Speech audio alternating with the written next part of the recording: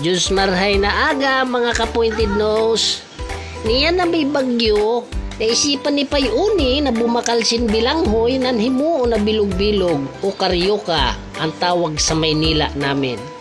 Kaninang umaga, habang bumubugabog, kumadto ako sa sample market para bumili ng bilanghoy. Hindi ko na nabidyohan dahil baka mahulos ang akin iPhone 16 Pro Max. At ayan na po, nairaib ko na ang balanghoy at pipigaan ko na para maalis ang duga. Wow. Ang duga po ay ihiwalay natin at hindi natin itatapon dahil pwede pang mapakinabangan yan mamaya.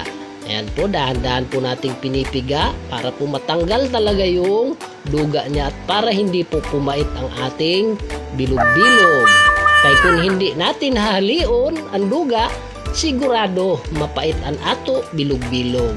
Kaya ayan na po, tapos na, hinuhugasan na natin. Hinalo ko na po, binutangan ko po siya ng asukal. Ang 10 kilo ay hindi naman, 5 kutsara lang para magka-lasa.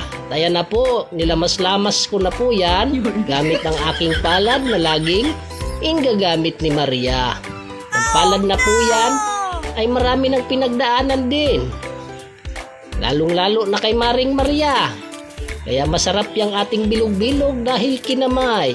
Pag kinamay, siguradong masarap. Ayan na po, patapos na po ako dyan. Nakabuo pa ako ng 25 na piraso na bilog-bilog sa halagang 30 pesos. At ayan na nga po, kumukulang na ating mantika. Isinalang ko na yung mga bilog-bilog sa aming antigong kawali. Yung aming kawali na yan ay binibili pa po sa akin yan ni Bustoyo ng 300,000.